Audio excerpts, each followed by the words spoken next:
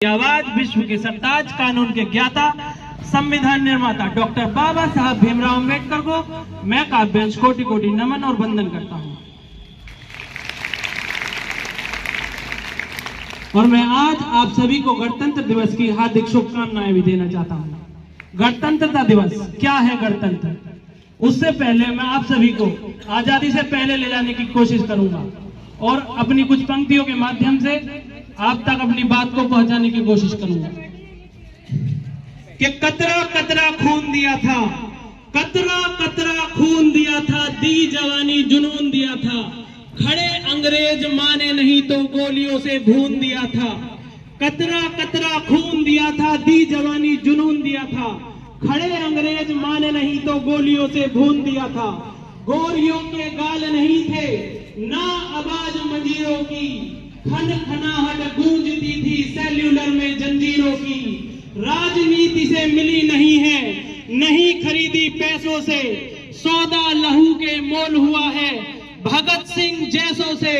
और माओ ने गोली खाई थी बेटे लटके फंदों पर, आजादी की डोली उठी है कुर्बानी के कंधों पर। इस तरह पूरा देश, इस तरह हमारे देश को आजादी मिली। उसके बाद जब हमारा देश आजाद हो गया तो हमारे देश को कैसे चलाना है, क्या उसमें कानून व्यवस्था रहेगी, क्या उसे चलाने के नियम रहेंगे। तो हमारे देश के नागरिकों द्वारा यह निर्णय लिया गया कि हमारे देश को चलाने के लिए एक कानूनी किताब बनाई जाएगी। उसी किताब का नाम है संविधान। आज ही के दिन संविधान लागू किया गया था। संविधान को बनाने के लिए सबसे पहले संविधान सभा का गठन हुआ। उसमें मैं आपको कुछ नाम गिनवाना चाहूंगा।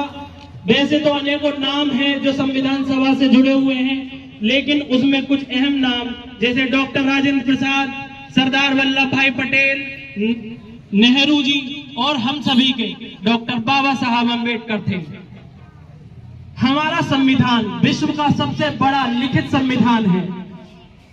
हमारे संविधान में अनेक देशों से कुछ बातें भी ली गई हैं।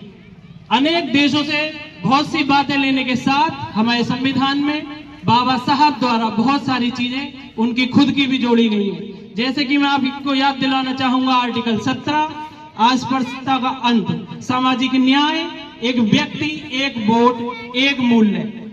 आर्टिकल 32, संवैधानिक उपचारों का अधिकार, और जो किसी भी नागरिक को अगर उसके मौलिक अधिकारों का हनन होता है तो वो ये आजादी देता है कि उसे न्याय मिले, वो सुप्रीम कोर्ट जा सकता है।